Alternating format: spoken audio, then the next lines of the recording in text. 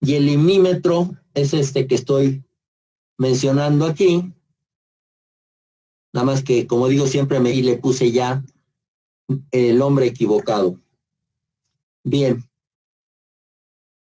También se puede poner aquí, sobre todo cuando vamos a hacer mediciones de gasto durante mucho tiempo, podemos poner un limígrafo. El limígrafo es un aparato parecido al fotógrafo, ¿sí?, que nos mide los cambios de altura del nivel del agua, ¿sí? Y entonces, pues voy graficando en un papel igual que el de la precipitación, ¿sí?, de tal forma que podemos tener los cambios de nivel de muchos, a veces hasta días, ¿sí?, sin tener que cambiar el papel, ¿sí? Y de esa manera, pues, podemos cómo varían los niveles en esa corriente. Para sacar la velocidad, comúnmente utilizamos este aparato que es, en su nombre genérico es un corrientímetro. Su nombre particular es molino, ¿sí? Y este que parece como una bomba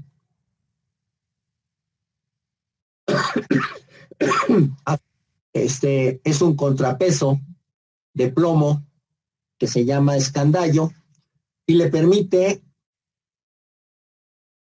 que en sí el molinete se quede lo más vertical posible, porque luego la corriente, ¿sí?, lo levanta y entonces forma una catenaria y entonces ya no estamos midiendo velocidad en donde queremos medirla. Y con este escandallo, pues lo mantiene más o menos vertical. Esta es una estación hidro, o sea, se molestaron hasta hacer unas estructuras para poder estar midiendo la velocidad con la frecuencia que se quiere. Se tiene, el cual está marcado, no se ve pues, pero está marcado aquí los sitios en donde se va a meter este molinete. Cada se llama dovela, o sea, a veces cuando la corriente es ancha, las velocidades en esta parte de aquí y en esta parte de aquí son menores que en esta parte de aquí, ¿verdad? Debido a la cercanía de los taludes, y entonces nos conviene ir sacando velocidades. Se supone que esta longitud es la misma que esta y lo mismo que esta, o sea, son iguales. Entonces aquí meto el molinete, tomo la velocidad, como conozco el área, puesto que lo puedo dibujar, lo multiplico por calculo el gasto, lo mismo a esta, y así cada uno. Después sumo todos los gastos y obtengo el gasto total. ¿Ah? ¿Sí? Este es un dibujo del mismo molinete, en donde tenemos descrito aquí todas las piezas de que está formado, conozca, se entienda, ¿sí? Y el número de vueltas se cuenta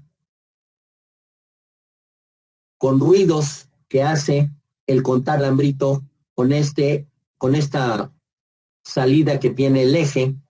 A la hora de que pasa por el alambrito, hace contacto y hace un ruido. O la corriente es muy fuerte, entonces ese eje, porque este eje está ligado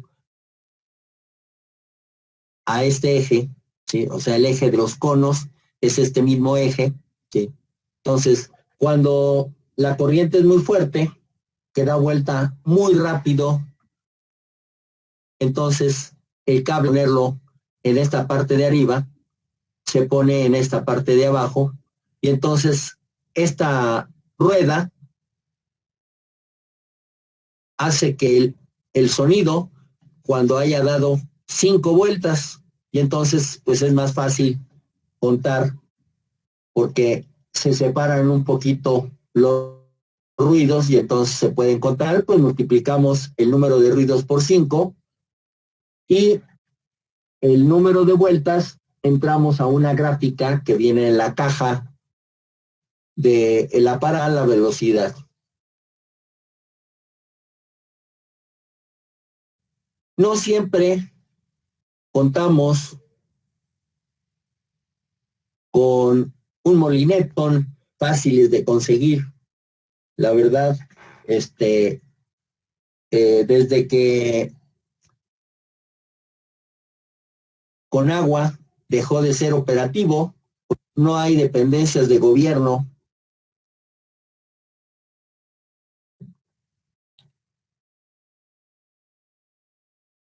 que se dediquen mucho a hacer. Y entonces, pues bueno, dejaron de haber muchos molinetes en circulación. Y entonces, cuando no tenemos un molinete, pues podemos usar un flotador con una pantalla, ¿sí? Ese pantalla, bueno, aquí está un diagrama del molinete, ¿sí? Es lo que digo, o sea, lo ponemos y en realidad, como pesa, tiene más o menos en una vertical, ¿sí?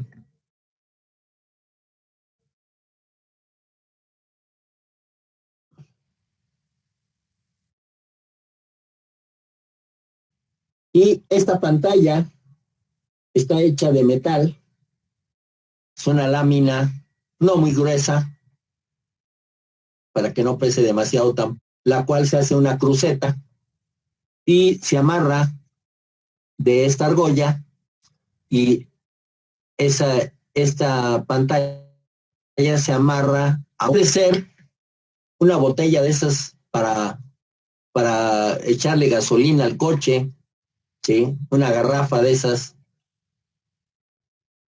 ¿sí? Y entonces lo ponemos en el agua.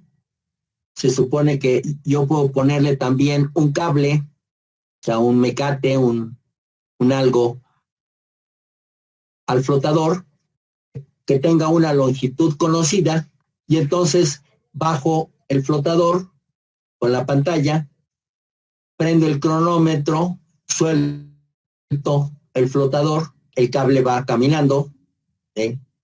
Cuando llega a estirarse a la longitud total, pues llegué a la longitud pues que estoy esperando, y entonces voy a tener longitud entre tiempo, pues me da la velocidad, ¿sí? Que es lo que estaba yo indicando aquí, ¿verdad? ¿Sí? Entre el tiempo, pues me da la velocidad y como ya tengo el área, pues lo multiplico y obtengo el gasto, ¿sí? En ocasiones, digamos, una gráfica de cómo es, o sea, este es el flotador, que puede ser de cualquier forma, ¿sí? Y esta es la pantalla, es que la pantalla siempre me quede en el 60% del tirante total, porque es ahí en donde se presenta la velocidad media que debemos de medir, no la velocidad media máxima ni mínima, sino la velocidad media. Y entonces, bueno, podemos medir el gasto.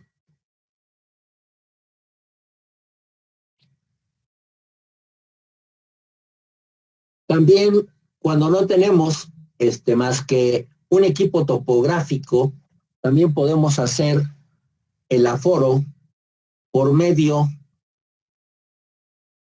de un levantamiento topográfico, en donde buscamos una sección del río más o menos larga y recta,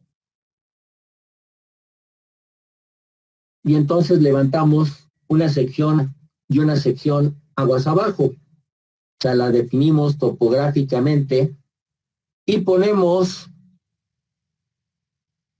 un limímetro o un limnígrafo en cualquiera o en las dos para poder estar midiendo el nivel, ¿sí? Y ligamos topográficamente en longitud y en nivel la sección 1 aguas arriba y la sección 2, de tal forma que podemos obtener aligarras, podemos obtener la pendiente que hay entre la sección 1 y entonces tenemos ya con el limímetro el nivel del agua en la sección 1, podemos sacar su área. En la sección 2 igual, sacamos su área, las promediamos y eso me da un área promedio, que es la que voy a considerar a todo lo largo de esa parte de la corriente. Lo mismo, en cada una de las secciones puedo sacar el perímetro mojado, ¿sí? Promedio de los perímetros mojados, y entonces con el área promedio y con el perímetro mojado saco el radio hidráulico y entonces aplico la ecuación de Manning para canales que me dice que Q es igual a 1 sobre N es el coeficiente de rugosidad que multiplica a el área, ahí utilizo el área promedio, por el radio hidráulico a la 2, ahí utilizo el radio hidráulico promedio, y por la pendiente a la 1/2. Y entonces con eso directamente el gasto.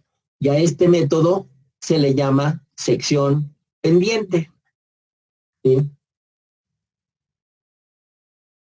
O sea, aquí está explicado todos los perímetros, el radio hidráulico y la ecuación, aunque aquí puse la ecuación como velocidad, pero al final de cuentas simplemente la velocidad la multiplicamos por el área promedio y obtenemos el gasto. ¿Sí? Existe otro método que se llama de sección de control. Comúnmente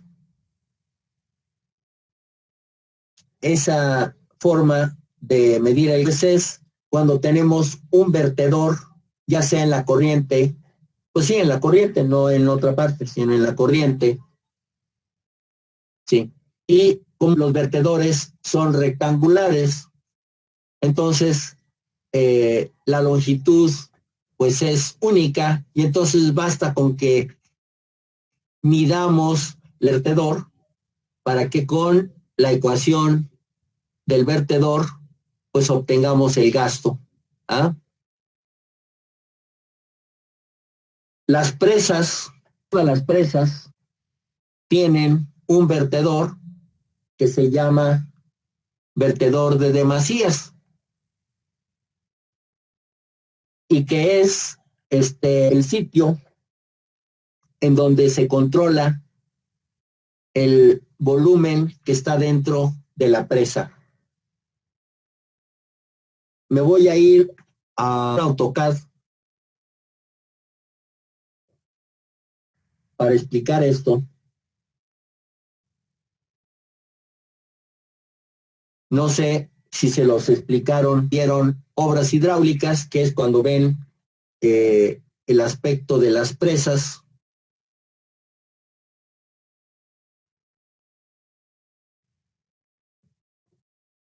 Y entonces,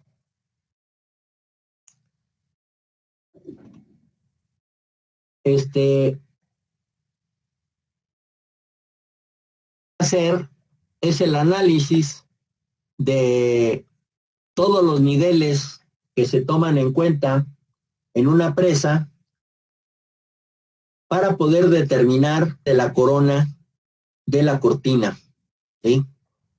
Entonces, voy a suponer que tengo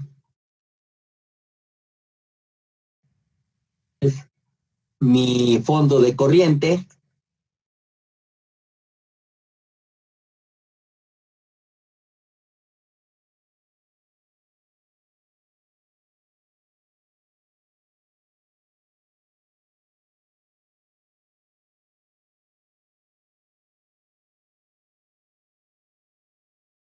y digamos, esa es la cortina, ¿sí?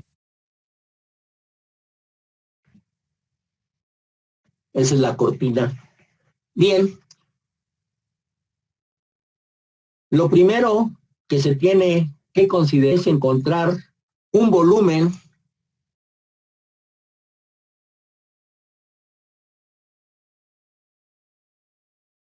el cual se le llama volumen muerto, ¿sí? Voy a tratar de irle poniendo letras.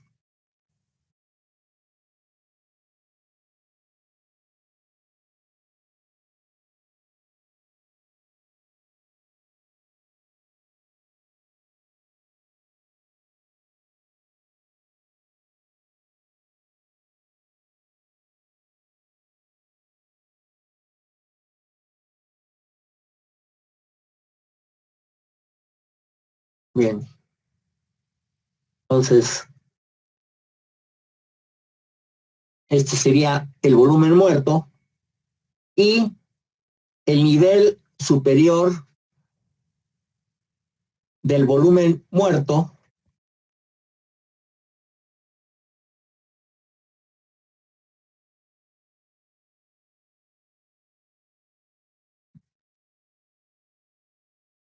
no, o sea, nivel de aguas mínimas de operación. Quiere decir que abajo de este nivel no debemos de considerarlo como agua para lo que está haciendo con la presa, puesto que este volumen muerto es lo que se deja para todos los asolves que va a traer la corriente de aportación. O sea, la corriente de aportación trae sólidos en suspensión, y entonces llega a la presa y ahí pierde velocidad y entonces empieza a depositar esos sólidos, ¿sí? Y empejarle este volumen para que aquí se almacenen los sólidos que van a ser acarreados durante toda la vida útil de la... Después tenemos otro nivel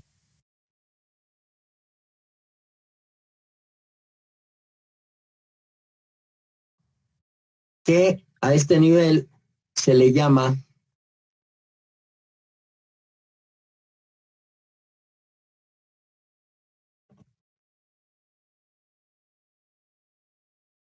NAMO, que es el nivel de aguas máximas de operación. Este punto, ¿sí? Es en donde se encuentra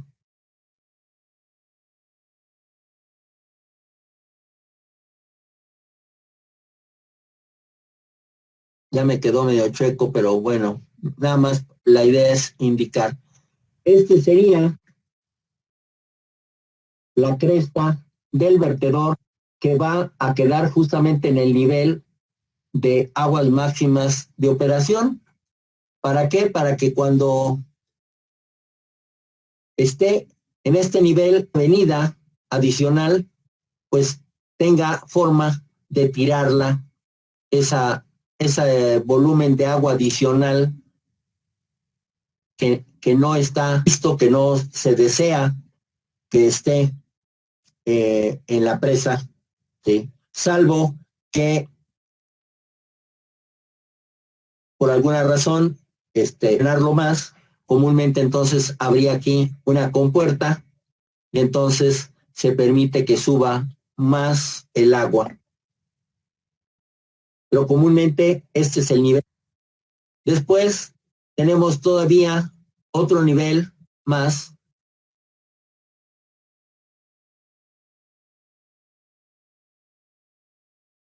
que este nivel se llama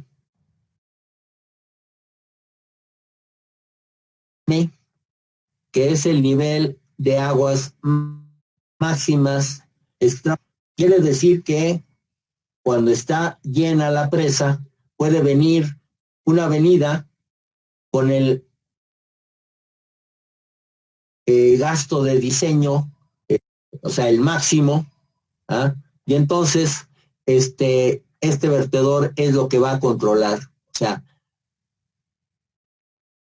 va a permitir que salga esta aguas de este nivel, ¿sí?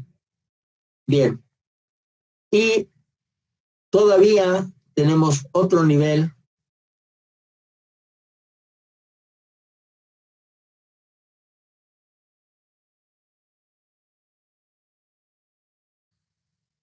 que podemos considerar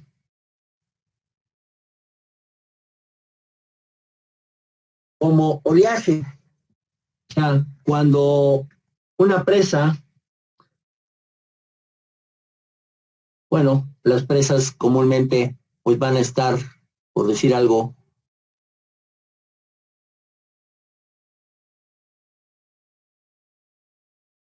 vamos a suponer que esté la cortina, ¿sí? Y esta es la corriente. Entonces, si en esta presa existen vientos que peguen en este sentido, ¿sí?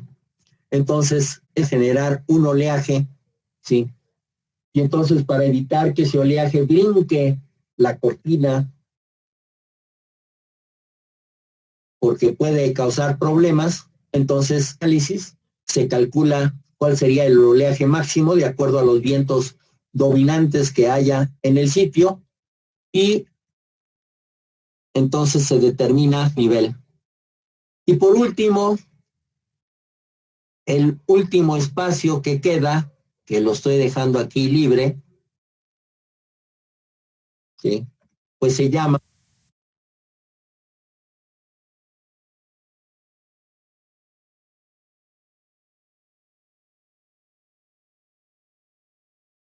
libre bordo o libre. Es igual, unos lo llaman libre bordo, otros lo llaman bordo libre, pero al final es lo mismo, es la última parte que se deja, y entonces con la suma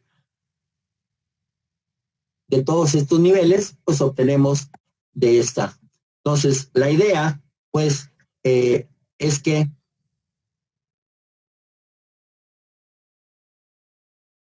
este vertedor me puede vertiendo, yo puedo saber qué gasto está pasando. Entonces, los vertedores en las presas siempre me permiten evaluar los gastos que siendo por ese vertedor. Pero también podríamos construir un vertedor en una corriente, o sea, es profeso el vertedor para poder medir. A veces esos vertedores, como obligan a que el agua suba hasta donde está la cresta del vertedor, a veces se construyen esos vertedores a nivel para poder sacar ya sea a un tubo o a un canal agua para derivarlo a algún uso, ¿sí? Pero también para medir el gasto. Y entonces a esto le llamamos sección de control. Y bueno, pues esos son métodos más usados para medir el gasto. Claro, no vamos a hacer una presa para medir, salvo que querramos medirlo durante muchísimos años y además aprovechar el agua que se acumula en la presa para alguna. En un momento dado nada más construiríamos el vertedor y con eso estaríamos midiendo el gasto. Bien, se vaya entendiendo. Bien. Bueno, esta es la sección rectangular de un vertedor. Cuando vimos hidráulica, platicábamos sobre los vertedores, ¿sí? Decíamos que si el vertedor tiene la longitud igual que la del canal, entonces la ecuación que acabamos de ver se aplica al 100%, o sea, esta longitud total de la longitud que tenemos aquí. Pero si, como en este caso tenemos aquí una línea, quiere decir que el canal llega hasta acá, el agua va a venir aquí, va a dar vuelta, y entonces hay un recorte. Si nada más subiera de un solo lado, entonces la longitud esta se convierte en, y que es igual a la L normal que se tiene de longitud del vertedor, menos el 10% del tirante sobre el vertedor. Si sucede, como en el dibujo, que por los dos lados tenemos, es más angosto que el canal, pues entonces la L es biprima y es igual a la L normal, a esta L, menos el 20% de esta altura sobre el vertedor. Bien, cuando tenemos la necesidad de estar tomando gastos, esto lo hace con agua, puesto que tiene en toda la República, en algunos ríos, tiene secciones hidrométricas que constantemente, día a día, están tomando los gastos, ¿sí? Podemos llegar a una solución o podemos tener ya muchos años tomando los datos de tirante y gasto. Entonces, podemos con esos datos hacer una gráfica que se llama curva elevación gasto, ¿sí? Y que es más o menos esto. Estos puntitos que se ven aquí serían la medición de cada uno de los gastos durante muchos años, y cada uno de esos puntitos pues tiene dos coordenadas. Uno, altura de tirante, y otro, gasto. Los gastos los tenemos aquí, los tirantes aquí. Y entonces, por un método algebraico que se llama de mínimos cuadrados, entonces podemos hacer, o sea, todos los datos de a ese método nos da los puntos promedio, o sea, esta curva. Y entonces, el grafo en la corriente que nos va a estar dando los cambios, y por lo tanto me va a estar dando los tirantes, y entonces yo puedo conocer me voy a la curva y conozco el gasto, ¿sí? Entonces me facilita mucho el trabajo, sobre todo cuando yo llevo mi gráfica, que puede ser en una hoja de papel normal, ¿sí? Y entonces veo el tirante que está leyéndose limímetro, ¿sí? Y entro a la gráfica y puedo saber qué gasto está pasando, ¿sí? Aquí un ejercicio en donde fui sacando las diferentes áreas de acuerdo a los diferentes niveles, ¿sí? Y puse sus valores aquí. El tirante fluctuó entre 1 y 0,5 y entonces obtuve los gastos. Y con estos datos, ¿ah? No es una gráfica hecha con los datos de muchos aforos, ¿ah? Tengo los datos de los aforos, pero bueno, me representa al final de cuentas eso, ¿ah? Bien, el agua, al ir escurriendo por una corriente, pues me puede decir cuál flumen que hubo de escurrimiento de una precipitación, ¿sí? O sea, yo puedo tener una sección de aforo, una sección hidrométrica, ¿sí? Y vamos, ahorita sé que está nublado el cielo, que hay muchas probabilidades. Entonces me voy a mi estación y empiezo a tomar datos de gasto, ¿sí?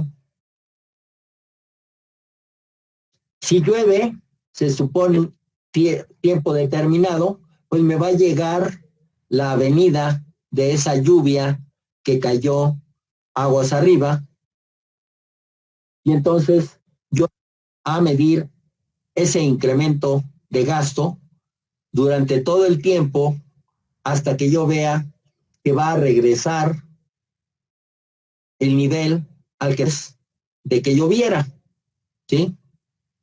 A esa curva que se va a formar se le llama hidrograma, ¿sí? Y esa curva es útil porque me permite conocer cuál es el gasto o el escurrimiento directo en cuanto, ¿sí?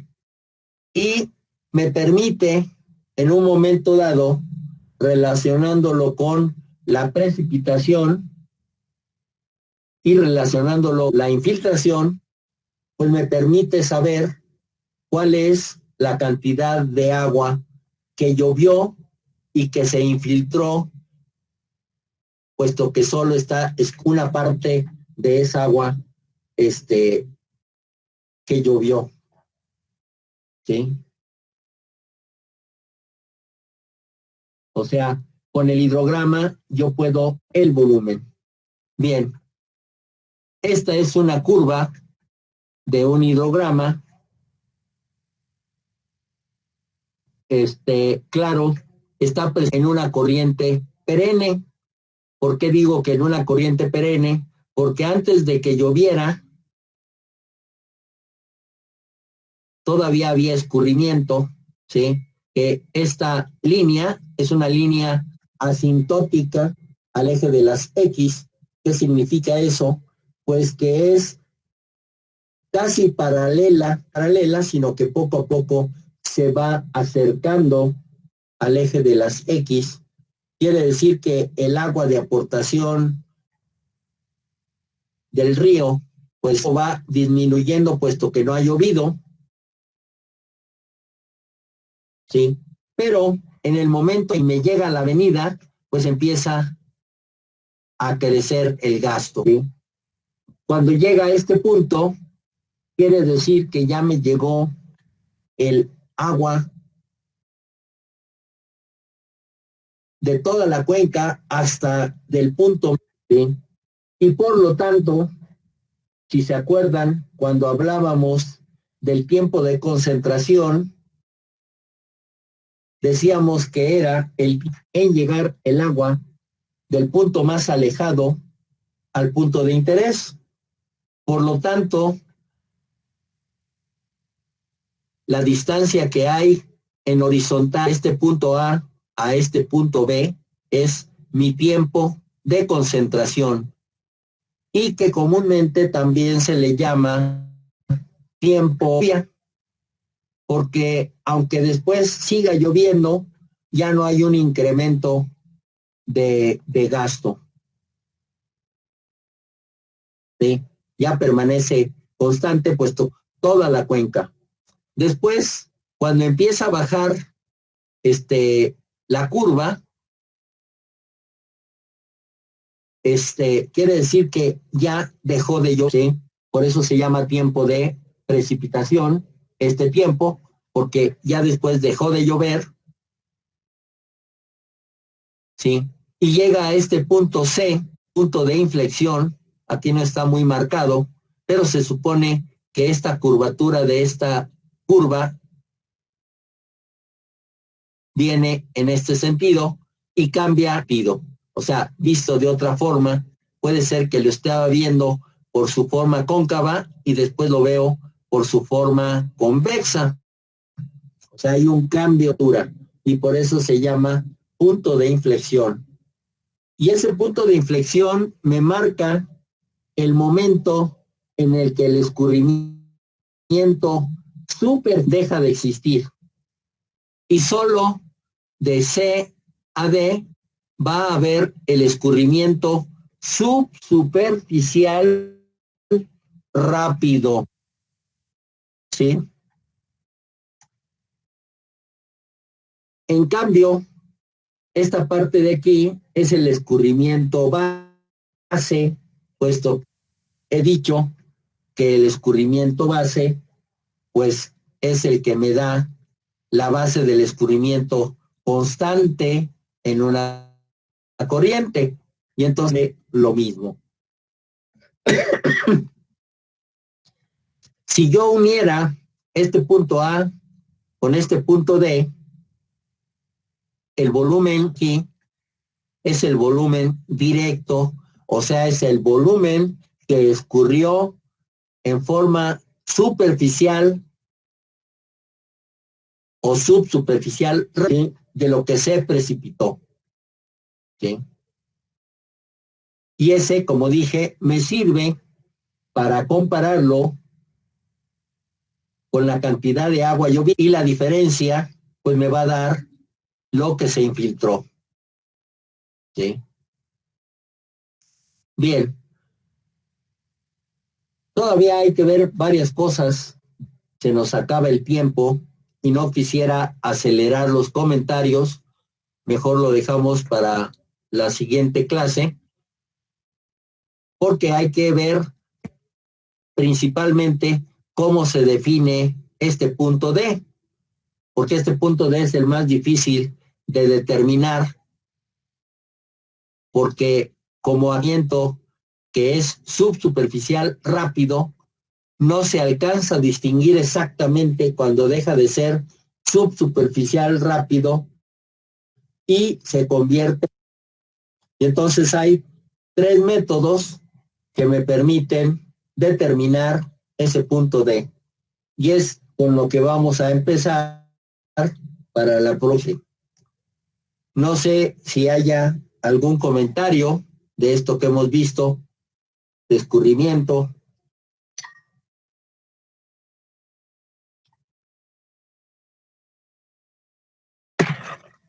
Profe. Sí, dime.